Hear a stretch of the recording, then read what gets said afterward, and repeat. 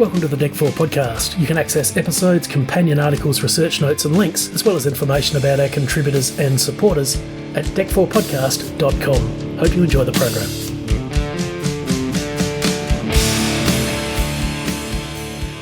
What I always find is just how there can be totally different accounts of the same event, and you alluded to Kokomo before. I've seen interviews where Brian Wilson has said, I wasn't even invited to do Kokomo. Right. Mike Love says, no, Brian was invited, but Eugene Landy, who was his psychiatrist, wanted to insert himself into the middle of the creative process and get songwriting credits and all this sort of stuff. So nothing came of it. So two totally different perspectives there. Also looking at when they did the 2012 reunion, that was a massive success. Brian wanted to, the chance came for more shows over and above what was initially planned. The version through Brian that he alludes to in I Am Brian Wilson, Mike sort of became a bit difficult, didn't want to do any more, wanted to go back to the exclusive license holders and do his own thing. Mike says, no, that's not the case. What actually happened was there was a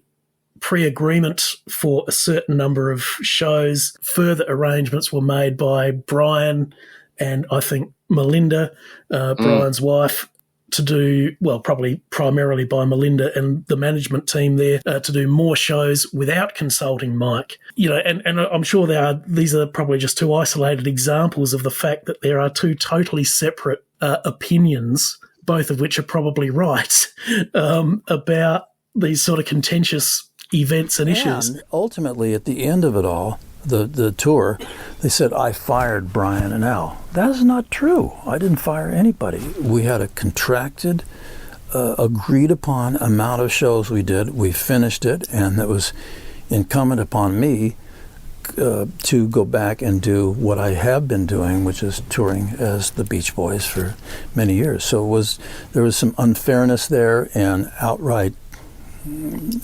inaccuracies. Yeah, the Kokomo thing, as soon as you insert Dr. Eugene Landy, I can believe almost anything. Like Mike saying, we invited Brian, but Landy put the kibosh on it. See, I can believe that.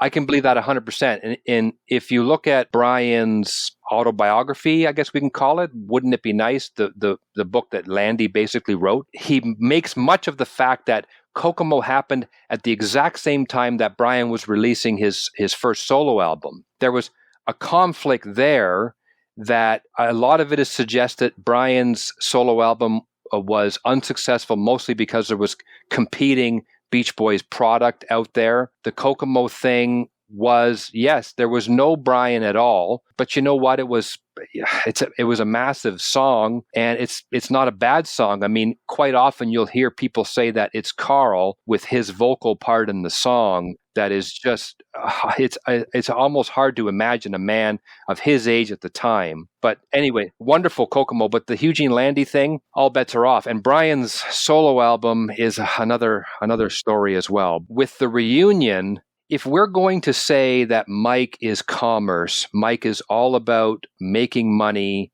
and being the front man, something that he basically invented, by the way. We have to give him a bit of credit there, too. You think Brian was going to prance around in a turban like Mike would do on the stage? And no, you needed Mike Love for that. Even Carl. Look at Carl and Al on stage. Like, nothing. So Mike, again, is maybe essential for that reason. But they cannot miss the chance to mark this anniversary. And it's a huge one. Only the Rolling Stones. I mean, this band's going on forever. So that's great. The appeal of the record is so the Brian parts of it. The second half of the record is quite stunning, and the ending of it is really quite good. But most of that is Brian. So I've struggled. Mike says in his book, the general consensus is that Brian Wilson walks on water and I'm the Antichrist, he says at one point in his book. If that's the case, the 50th anniversary, I really have to get back together with this guy who my whole legacy as a singer is eclipsed by my cousin Brian. Now I have to join together with him again. So first of all, he'd like to say, you know what, forget that. Then he thinks of the money to be made and the whole prestige factor of the project. So of course Mike is going to be involved. Once that's done and dusted, does Mike want to carry on and do this anymore? I could see there's no way he'd want that. from a business standpoint, I could see him wanting to go back to this lucrative job he has with Bruce of going around with whoever he's got in his band and going back to that life, being who he is, Mike Love, the front man, the legend. Nobody turning to talk to Brian now. Nobody asking Brian.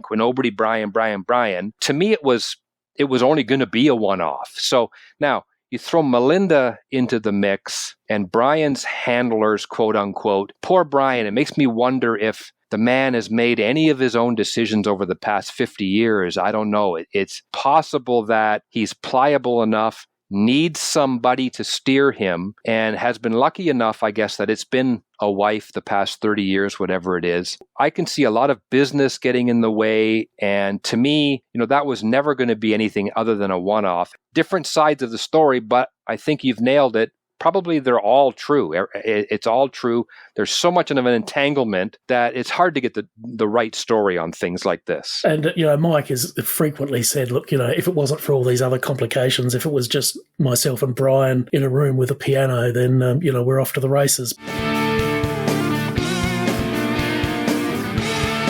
Podcast terms and conditions can be found at our website, DEC4podcast.com. You can contact us there or on our social media. Find us on the major podcasting platforms, and we're also on Substack, Facebook, Tumblr, and Instagram. This has been George Fairbrother. Thanks for listening.